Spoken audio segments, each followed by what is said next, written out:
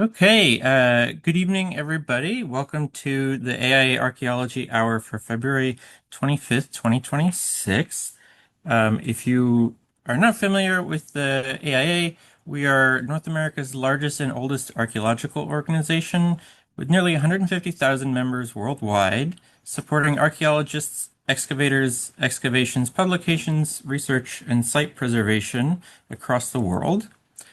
Um, if you want to be more engaged with archaeology, we publish the Archaeology magazine with a large readership, a lovely publication accessible to people from all walks of life. And we also publish the widely renowned peer-reviewed American Journal of Archaeology, specializing in the Mediterranean world.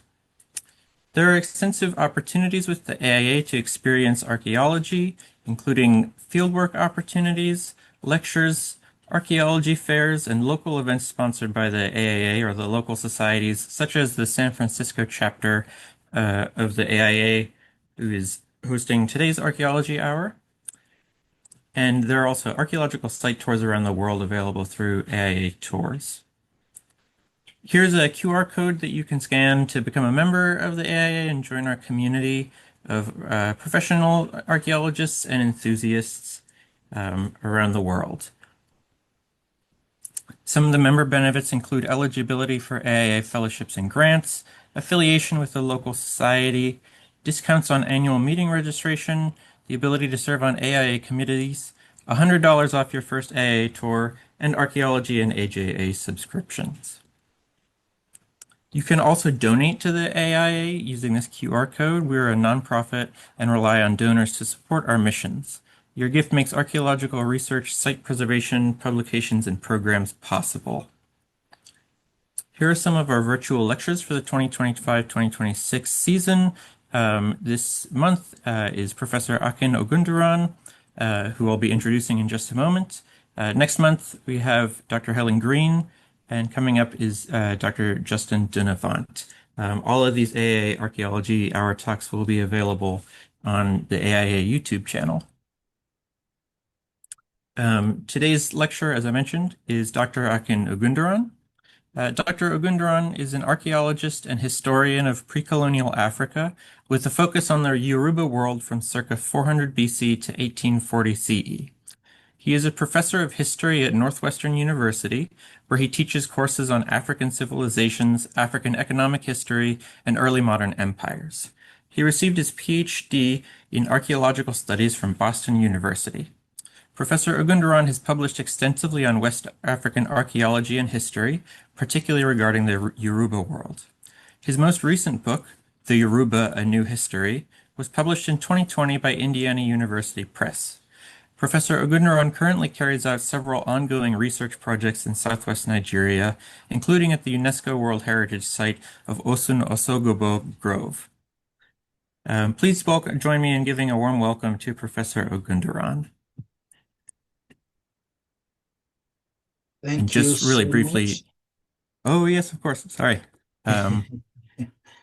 Just a couple things to go through. As a friendly reminder, this is a live presentation that is being recorded, and recording by attendees is strictly prohibited. This is the intellectual property of Dr. Ogundiran, and we ask you to respect that. Thank you for your cooperations. And just some Zoom setting tips. You can turn on and off automated closed captions at any time. And if you would like to mute the chat that pops up, there are some options on the phone and tablet. You can click on the chat in the top right corner and click on the icon of the bell and select mute. And on your computer, you can click the up arrow next to the chat along the bottom of the screen and uncheck show chat previews. We will have a separate Q&A box, not the chat, and we will try to get as many of your questions as possible toward the end of the hour. Okay, and once again, please join me in thanking and welcoming Professor Ogundiran. Okay. Thank you so much for that introduction. Thank you. Okay, so good evening again. I'm honored to be here, and I want to start by thanking AIA for inviting me to give this talk. And this is the second time AIA has asked me to share my work with the public. Most of last year, I was traveling around the country, sharing different parts of this project. So I'm glad to be back. And I also want to acknowledge that AIA has funded part of my research in the past. And in addition to several institutions that are listed on this screen, I won't go over all their names since their logos are there.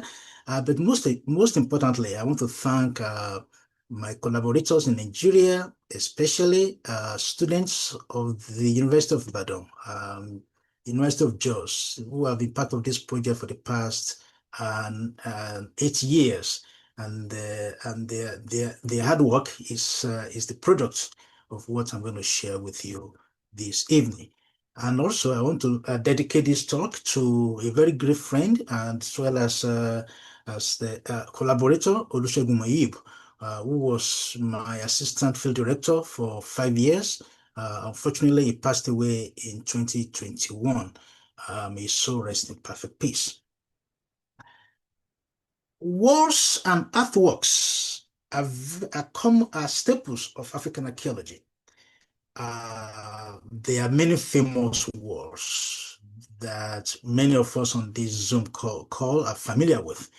The Great Zimbabwe Wars, Bini Wars, and Kilwa in East Africa, Datichit in present-day Mauritania, the Kano Wars, and several. These wars are very good to think with about social complexity in Africa. People have studied them because of their scale. They tend to be the focus of urbanism, questions about warfare, insecurity, security, defense, architectural technology, labor organization. These have been the subjects of archaeology of wars and embankment. But they are also focus of questions about heritage. Heritage managers and scholars tend to be attracted to these features because they tend to be the only visible traces of social complexity in the past. So for these reasons, these walls have been very important subjects of archaeological inquiry. In the last 5 to 10 years, there have been new directions that younger scholars are taking, asking us to think about different ways to imagine, to talk about these features. Questions about architectural politics, urban planning, ideological dialogues, that people use these walls to facilitate among themselves. They are subjects of materiality of citizenship, collective action, technology of placemaking. They are also markers of spiritual principles of space. And recently, I joined other scholars in saying that we should think about how these worlds were also phenomenologies. That's how bodies are moved around the landscape based on the positioning and the way these worlds were used to control movement, to define perception, so that we move away from treating these walls as neutral architectural markers, instead to see them as actants that shape human experiences. So one of the things that therefore that my colleagues and I are doing is to see these walls as open-handed way of assessing how landscapes were designed to work on bodies, how they structure movements, staging authority, and also producing political and moral effects. This talk is located within the field of Yoruba urbanism. I think it's becoming a cliche to say that the Yoruba of West Africa created one of the largest concentrations of urban centers in Africa, starting from around at least 900 AD. The map we are looking at is the map of the Yoruba-speaking peoples of West Africa today, stretching from Nigeria all the way to present-day Togo. Perimeter walls are the most legible material remains of these ancient urban landscapes. And for these reasons, they have attracted considerable archaeological attention. These walls tend to be built of lateritic clay or as embankment. freestanding lateritic walls, such as the one at the top to your right, or as embankment and ditches, the one below that. They are not spectacular in scale when you encounter them today, but these perimeter walls are drenched in symbols. They are drenched in symbols.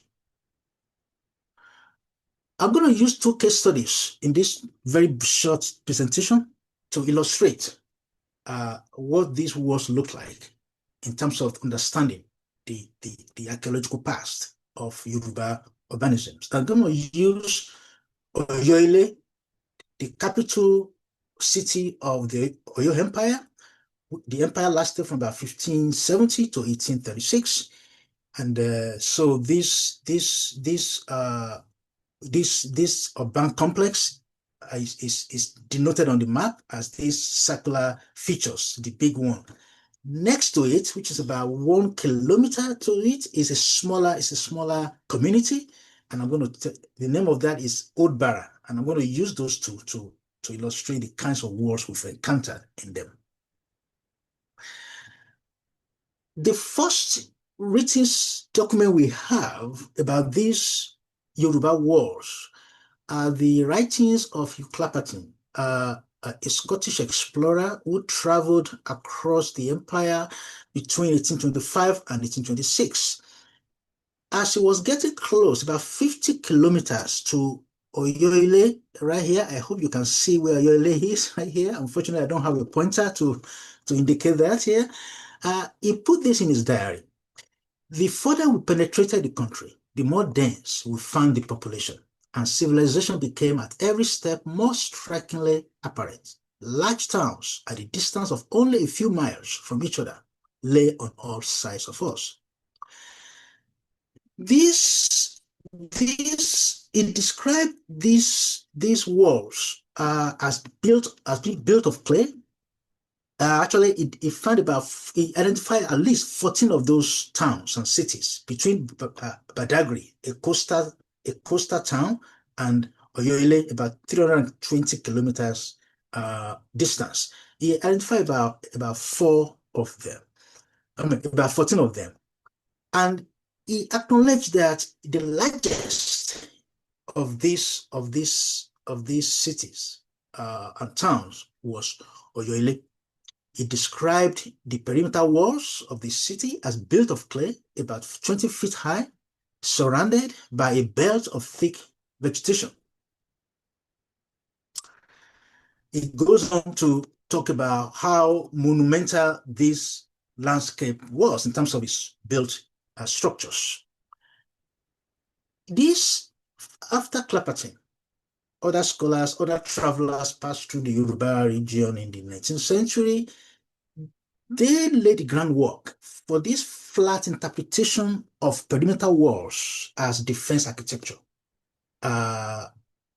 as features that are defensive in nature, built to protect residents, farmlands, and property. And they tend to present urban fortification as a symptom of insecurity, instead of looking at this as a constitutive feature of state formation and urban planning. The first archaeologist to really open the door for us to begin to look at what the landscape of Oyo-Ile looked like, at least towards the end of the collapse of the empire in 1836, was Rupert Soper. While Clapperton did not, seems to have suggested or did not realize that Oyo-Ile as a city was made of several loops of walls. He thought there was only one wall complex. It was Soper and his students, through their work between 1973 and 1979, through their survey work, that made us realize that, there were six wall complexes that enclosed the city. In total, this was about 76 kilometers in length, approximately 5,255 hectares in terms of area covered. He identified at least 21 gates, 9 of which are along the main wall. This second wall here. SOCA went excavations of the main wall, which were made of embankment and ditches on both sides. And he also gave the impression that these walls would only serve the purpose of defense. With my own work starting in this region in 2017, I began to realize that it's that we need to think differently about how we look at these walls. That different enclosures served different functions. The city and town walls, regional boundary walls, and palace walls must be analytically distinguished from each other. So what you are looking at here is, so you have the palace wall here, where within this red circle, that is the palace wall. That enclosed the compound of the king, the staff of the king, the wives of the king, and the family of the king, right? People that actually administer the central organization of the state, they live within this wall. Then you have the outer wall, the main outer wall, that's where the bulk of the city of the residents lived. Beyond that, all these other walls, we did not find much much evidence of residence in them. So these will have enclosed farmlands, pasture land, and other kinds of property. So I argue therefore that because of the different way in which the palace wall was constructed, this was more than defense. It was more of a projection of power. Robert Soper did the first excavation along this palace wall in 1975, but his goal was to recover one of the several house posts or veranda posts that he discovered that was still standing. This is a wooden sculpture. It has been exposed to elements for nearly 200 years, and yet it was still standing. So Soper was excited about this, so he devoted his very small-scale excavation, 0.75 by 2.2 meter, to recover. So it was more of a rescue. He did not really tell us anything about how this wall was constructed. There was no discussion of that. So when we started our own work here so we returned here in 2018. So Soper excavated the gate inside the palace. So we moved just a few meters and excavated across the wall. So after about 200 years, the wall itself has collapsed into this mound that you're looking at, where one of our junior colleagues is standing on. So we decided to go ahead and excavate about 20 meters across that wall. We have 4 objectives. One is to understand the technology of construction, the chronology of construction when it was constructed, then to look at the patterns of artifact deposition around the wall so that we can begin to understand how the interior palace space was used versus how the external part of the palace was used. The external part of the palace directly is the market. That is the central market of the city. We also want to understand how the architectural politics of this wall, how this wall was recruited into the architectural politics of governance in Oyo-Ile. The excavation yielded some very interesting materials. For the first time, we actually found architectural features that had not been seen before in Yoruba archaeology, and that is plastered walls. These walls were built of lateritic clay, and it has always been assumed that their surfaces were not dressed. They were just left the way, unplastered walls look. And this is where we realized that with careful stratigraphic excavations, it is actually possible to recover architectural features of lateritic clay. This kind of walls tends to be dismissed in archaeology. First, they are difficult to excavate. It's difficult to see anything going on there. But with careful excavation, it is possible. We were able to demonstrate. And we also realized that the materials they used to construct these walls, they were different from the regular house structures that we've excavated in the past. We also realized that they were using ceramic tiles to decorate both the interior as well as the exterior of the wall. So this lump of fallen wall, or let me say mound, began to give us a different perspective after excavation to really understand the technology of construction as well as other activities going on. We found about almost 1,300 ceramic shards, cowries, beads, tobacco pipes, as I said, fragments of plaster wall and other architectural features.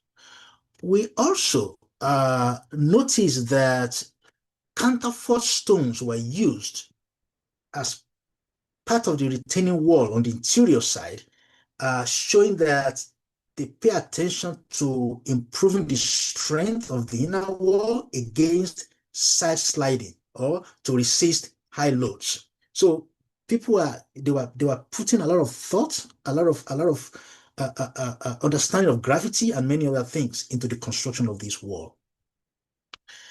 We secured two radiocarbon dates from this wall, showing that when you put all the statistical probabilities in place, this palace wall was built sometime between the 16th and early 17th century, roughly between 1530 and 1620, statistically. But we know that based on the historical records we have, that the city was actually founded in 1570. And so these dates falls within that framework.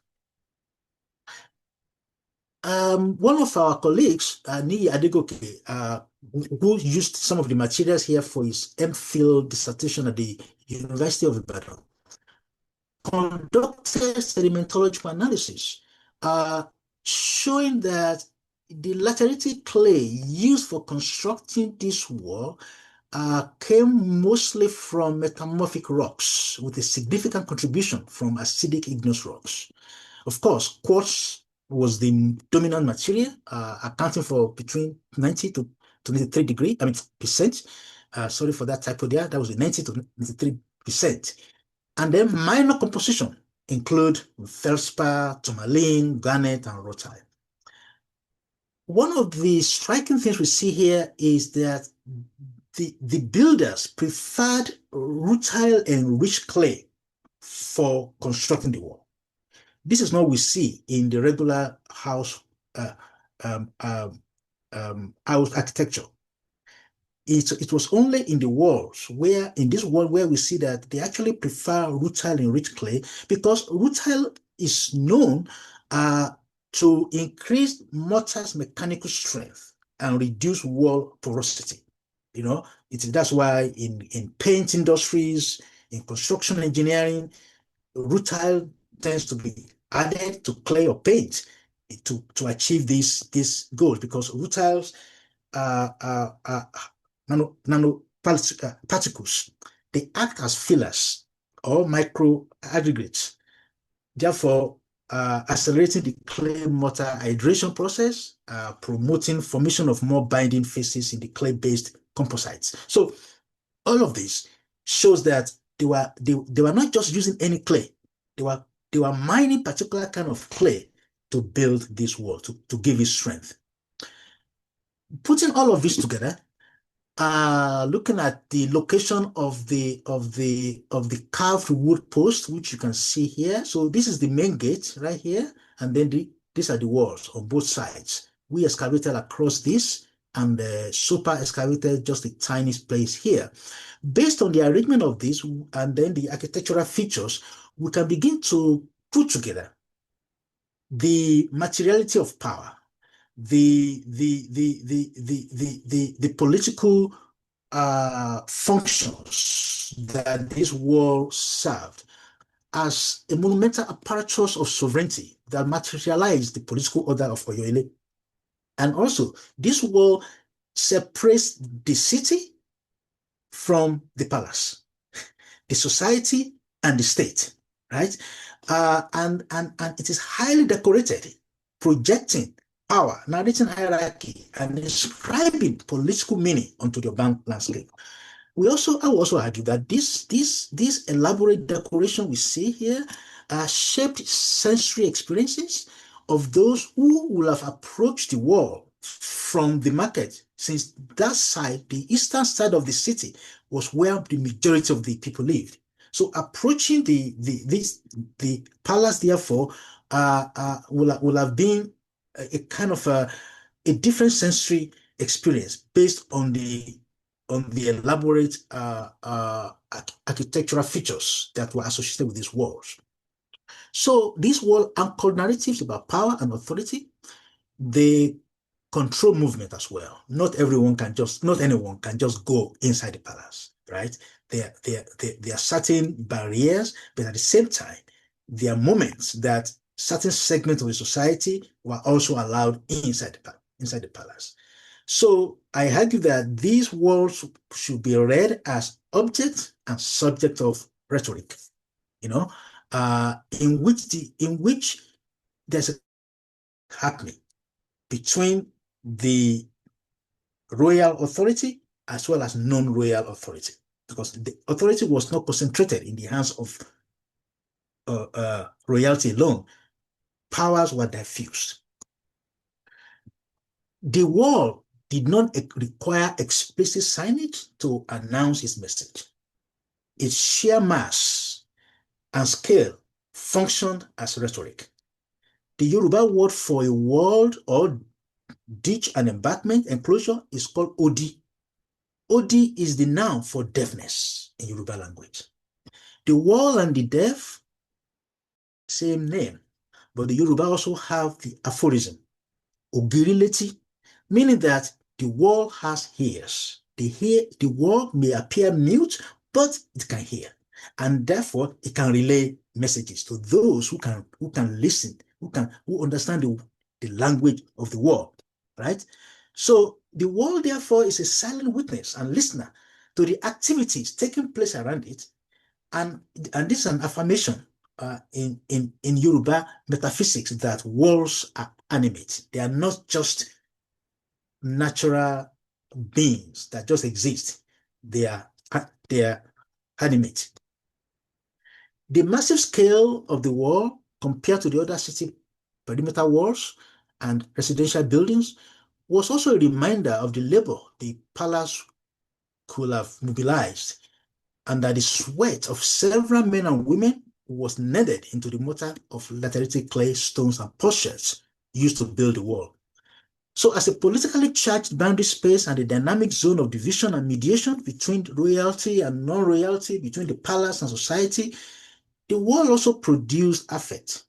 The wall is encountered as a dramatic interruption of the visual scape, right, when you are approaching it, because it's also patched on a higher ground.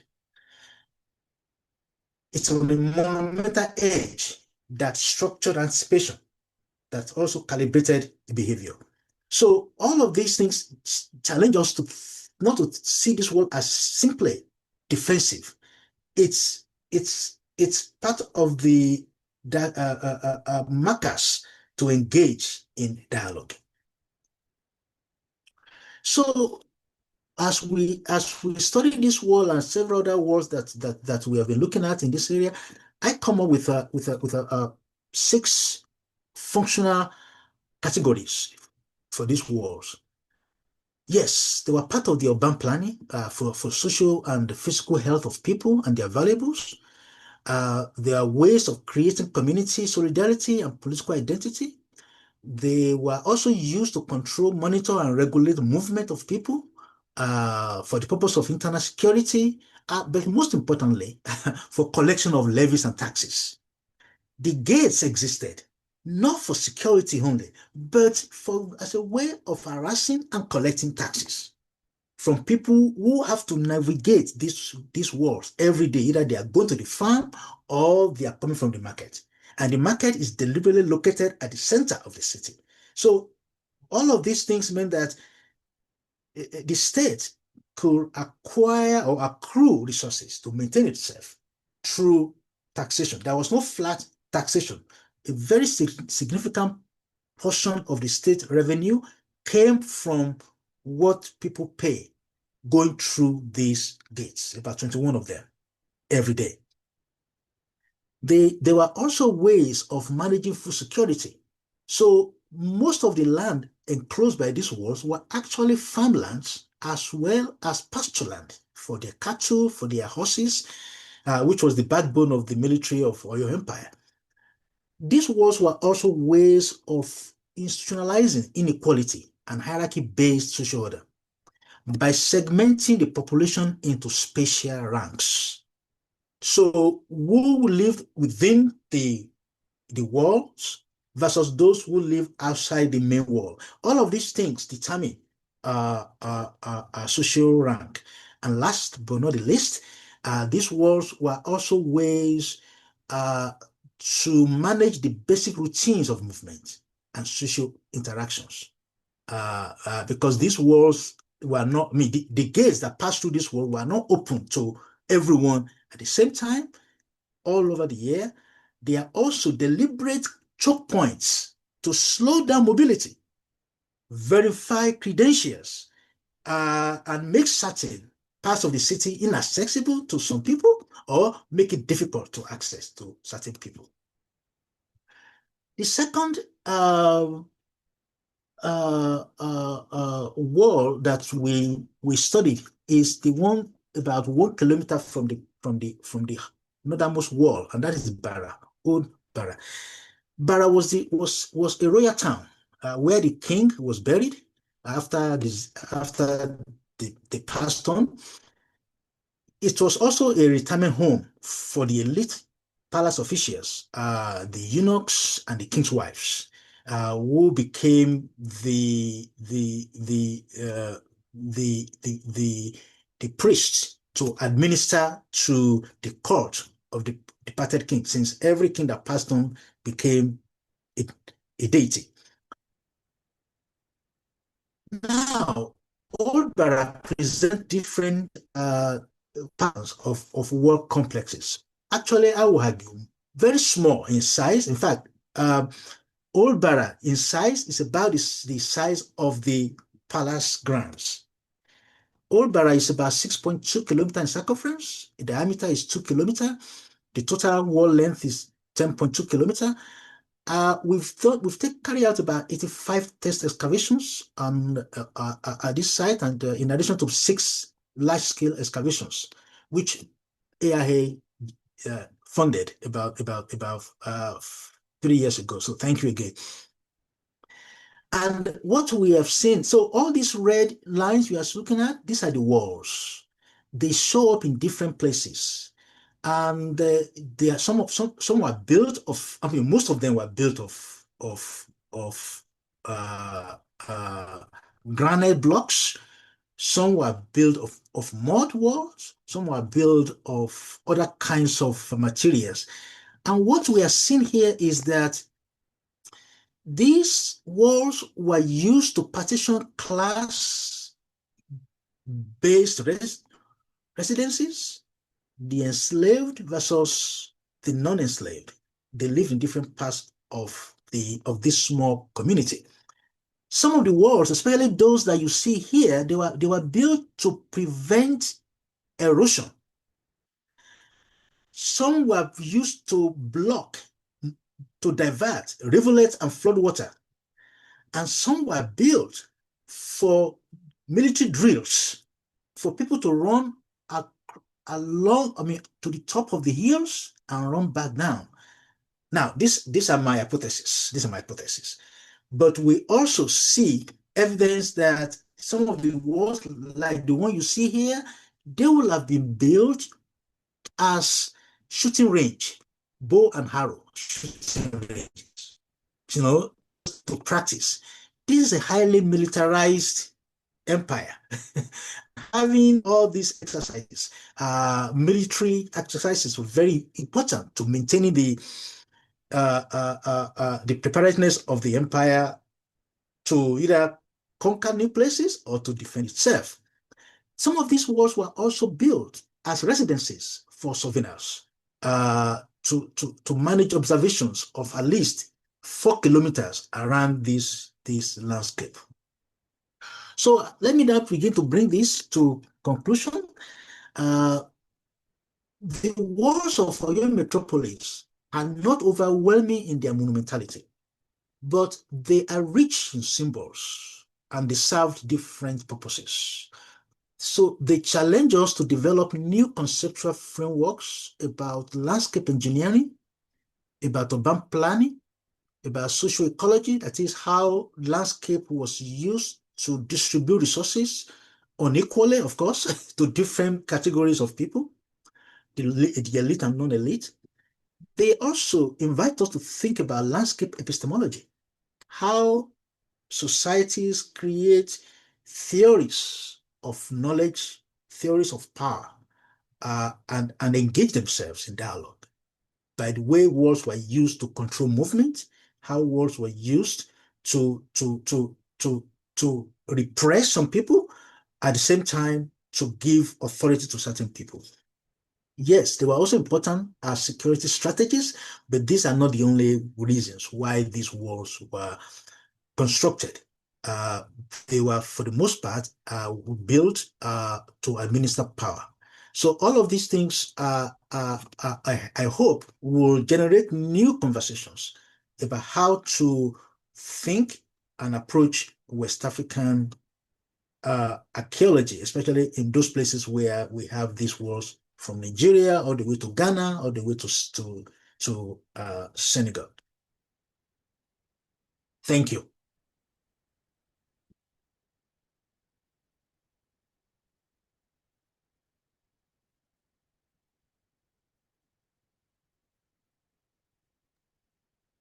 Thank you very much, Dr. Ogundiran. That was an excellent, very interesting talk. And I'm sure we'll have some great questions coming in here. We already have a couple, and hopefully some will come in as we go. I wanted to begin maybe just briefly with one that I had, if I can take the opportunity to do so. You mentioned that the wall clay is very particular, this lateritic clay and everything. Where would this have been sourced from? Is this something that would have required, I mean, obviously it's a lot of work, a lot of labor that goes into it. Is it something that requires long distance connectivity, or is it locally available? It is locally available. The raw materials are locally available. They are not available in the same quantity in every places on the landscape, but in areas closer to the hills. If you know, I forgot to mention that the palace was actually built around a hill, right? So in that area, we find the kinds of appropriate lateritic clay that will have been used. So that area will have supplied not too far from where they were built. But as you go further down the valley, so because the landscape kind of slopes easterly, as you go down, those kind of quality of clay reduces or they are spotty. So this will have been obtained within, I would say, 1 kilometer, not far from that. Yeah. Excellent, thanks. We've had a couple questions about the artifacts. One person has said, "I'm interested in the artifacts found and how you think they were deposited, whether the market edged up against the wall, whether they were from guards, etc." And we have another person who is asking if you could give some examples of artifacts you found to help determine the purpose of the areas within the walls, other than the palace. Thank you. Thank you for that. So uh, I did not want to turn into show and tell and then lose my time. That's why I tried to take those out of the slides. Yes, as I mentioned in the talk briefly, we have materials of everyday life around the world. So because of the say the topography, the palace was built to face the east, which is the norm in Yoruba landscape management architecture. The palace tend to face the east. That's where the sun comes from, right? You know, so this same pattern this same orientation happens. But this particular location was selected as the palace ground because it is on a higher elevation, and there are rock shelters as well as caves in that area. So this palace will have been envisioned as the last point of defense in case the enemies breached the outer wall. There's no evidence that this ever happened in the history of Oyo-Ile, that the palace ground became the place where people ran into for external attack. But there's no doubt that it is that particular location, that topography was selected because it is strategic. So because of that topography, the landscape kind of uh, slopes down all the way about 6 to 7 kilometers, so that before it flattens out again. So because of that, erosion moved. What we notice is that erosion moved some materials from the higher elevation to the lower elevation. So some of the material we found around the walls were not in situ; they were moved by erosion. That is first thing. But we also notice that the exterior of the wall seemed to have been kept cleaner than the interior of the wall. The interior meaning that inside the palace.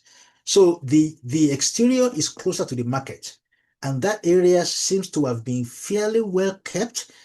So people were not just dumping trash around it. We found animal bones, which Moses Akogun, I believe, is on this call. He has analyzed those materials, but those fauna remains are mostly domestic materials, and there's evidence that they were food waste, which were found on both sides of the wall. Ceramics accounted for majority of the materials. Now, what we also noticed is that from the place where the clay was obtained, they brought some material, some pottery from there as well. But the pottery they brought to this construction site, they belong to the Oyo period. So wherever they were getting their clay from, there were already Oyo period pottery being deposited there, or they deliberately kneaded broken pots into the clay to to strengthen the final form. We find the tobacco pipes, we find the cowrie shells, we find, as I said, architectural debris as well. So not a lot of artifacts, because that kind of context will not yield a lot of artifacts. But in terms of range, we find a wide range of artifacts, including glass beads. Not a lot of quantity, maybe about 4 or 5 glass beads. So these are the kinds of materials that were found. They are the kind of typical object you will find in an Oyo site. And those gave us a good insight of that. Excellent, thank you. We've had a couple questions about the wooden posts. So we had one person who asked if you could just discuss the images on the wooden posts, and another who is asking specifically about kind of what kind of iconographies have been in or are represented on them. Thank you. Yes, these posts have been was very surprising because we are looking at a tropical environment where organic materials are not. We always think that organic materials will not survive beyond maybe 10 years, 12 years. But here we are looking at organic materials that lasted almost 200 years. I mean, exposed to the elements, rainfall, wind, erosion, as well as bacteria and the typical lateritic acidic nature of the soil.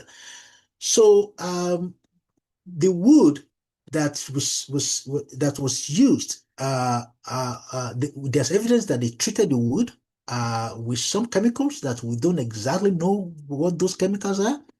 The iconographies that tend to be found on these house posts are those of animals, uh, uh, sheep, goats, gazelle, as well as boa constrictor.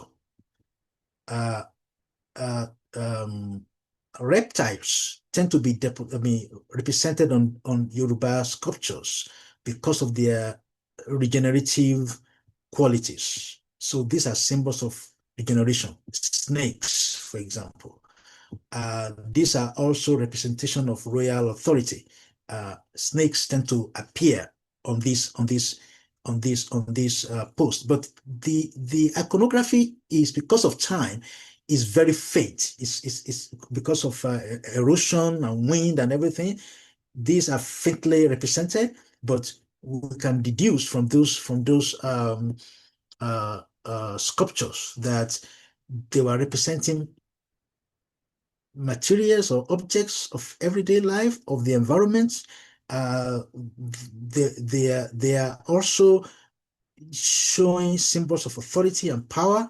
Uh, Hunting scenes, for example, warfare. So those are the kinds of images that you see on these uh, sculptures.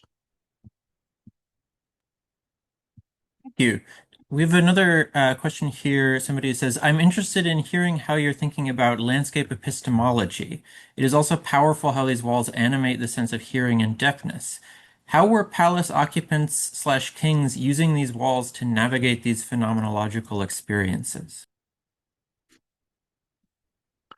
The first thing that one, based on, and again, based on ethnographic research that I've done in this region, and combining those ethnographies with the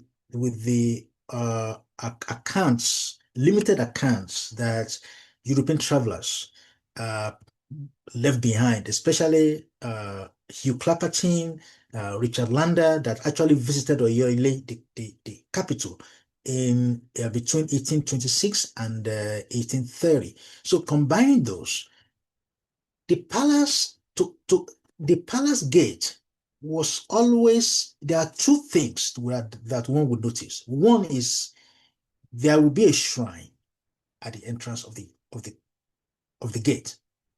There will be a shrine, and that shrine will be that of Eshu.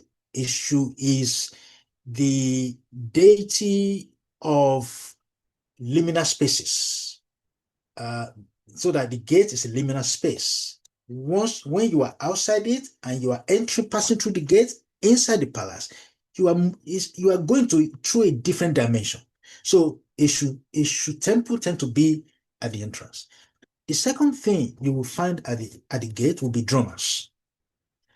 Up to today, when you go to now, Oyo-Ile is no longer existing, but in 1836, a new city was established in the same name, Oyo, which is different from where I'm working.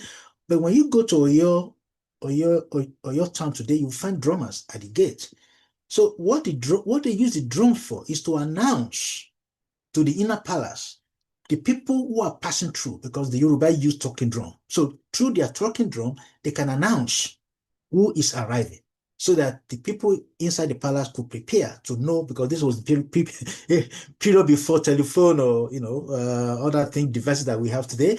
So the drummers will announce who is appearing. So all of these things make that space a special a special space, a special place, right? Uh, in addition to that, the kinds of architectural features that surround that liminal space also impress on the body. It impress on the mentality that you are in a different dimension. You are now entering the space of royalty, a space of respect, a space of power. All of these things, so we have to think about sound and visual, right? As well as texture, as well as smell. All of these things. And so I'm suggesting that landscape is a sensory phenomenon. And walls are built to accentuate that those senses. They activate different parts of the senses. And with that, one can, without being told, you know what kinds of how to carry your body through a particular spaces, how to behave, and what kind of etiquettes to observe. And I think this is not limited to Asian societies, even in our own society, the way we go on about our own everyday life today. This is just the way they are unspoken ways of being in the world. They are unspoken. We are acculturated to behave in a particular way because of the way landscape is built. So the same thing was happening in Oyo-Ile based on the particular architectural features that were placed on the landscape. Fascinating. Thank you. We've had a couple questions about writing. So one question has asked, what kind of symbols are found on the wall structures themselves? Anything resembling writing or glyphs? And we have another Mm. person who's asked, were there any artifacts found with writing or writing that originates from far away? Um, so Yeah, maybe if you thank you could for speak that one. to some of that. Yes, yes. So Oyo-Ile, I'm sorry, the Oyo Empire developed a very elaborate bureaucracy, but without writing. I mean, the empire stretched from Oyo-Ile all the way to River Niger, all the way to the coastal area. When you measure that, that is about 350 kilometers, if actually more than that. It brought many other kingdoms under its control, and it was run not on written sources. It was run on images, orality, and practices. So we don't have direct written sources about the Oyo Empire. All we have are what other people wrote about the Oyo Empire. And those tend to be limited to either trade connections, if you're dealing with the Arabic scripts in other parts of West Africa, or if you're dealing with the European visitors to the coast, which was also under the empire, especially in the Belt of Benin. So most people that wrote about Oyo Empire did not actually visit Oyo-Ile itself. They were writing about it from far away, not because they visited Oyo. So only two Europeans ever visited Oyo-Ile, and those are Clapperton and Landa. And what they have is very limited, but these two explorers, they were very meticulous observers.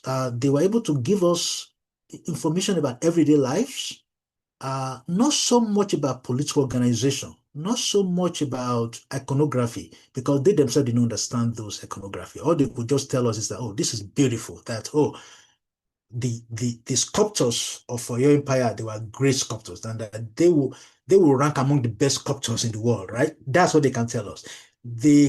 So we have to rely on the very fragmentary information we have. So the wall that we excavated, they did not preserve. These are walls that collapsed over several, at least over 2 centuries. These were collapsed walls. So what we are trying to do here is reconstruct what might have been, not the way things are preserved for us. So again, the archaeological excavations are good because they tell us something about the technology of wall construction. They tell us about the chronology. But we don't have any access to elaborate iconography that we can use to understand the kind of communication that people were having. That to do that, we have to rely on very recent iconographies that were connected to the survived kingdom, which is no longer an empire. But that is not reliable because the sculptors of the 20th century, they were preoccupied with different kinds of issues, not the same issues that the sculptors of 17th century were interested in. So we cannot use those as directly as a way of saying, oh, the sculptors of 17th century, this is the way they were thinking. No, because just the same way that people who are writing in the 19th century, they have different priorities. So their writings are different in terms of content to those that were writing in the 17th century. So we don't, unfortunately, we do not have those kinds of evidence that we can use. We are limited in that regard. Excellent. Thanks very much. We have just a little bit of time, but maybe quite towards the end, we have an undergraduate anthro student who says that they've been having difficulty finding field work like the research that you do, and that they're interested in what kind of advice you could give to archaeology students wanting to specialize in Africa and West African archaeology with a focus on these structures such as the Oyo sites, and if there are any field schools currently running in the region. Well, I will ask this young person to please contact me. Uh, there are many people working actually in West Africa. My colleague and friend, Professor Cameron Monroe of US Santa Cruz, is actively working in Benin Republic. Likewise, Nin Norman is working in Benin Republic, not too far from my own area, which is across the border from Nigeria, in Nigeria. I'm also working on the empire. I continue to work there, although I can no longer go to Oyo-Ile because of security. Over the past 2 years, those who are mining lithium, very, very extra government authorities who are mining lithium illegally, they have created insecure conditions that unfortunately we cannot go back to this site to continue our work. But I'm still working in other parts of Nigeria, still addressing Oyo Empire questions. But now I'm focusing more on the colonies that the empire established, not the metropolis itself, because of security. So unfortunately, we can no longer go back there until things are secured. So I'm not taking students to that area. There are other places in Africa, in East Africa, in Southern Africa, in Central Africa. Archaeology of Africa is growing, and it's an exciting time to be an archaeologist working in Africa. So I encourage this person to please reach out to me. My email, I think I'll put it in the chat. I mean, you can look for me. My name is everywhere. So I will be glad to talk to that person. Excellent. Thank you so much. That's us at the hour. Please, everybody, join me in thanking Dr. Ogundiran again for an excellent talk. Thank you. Thank you so much for coming, everyone.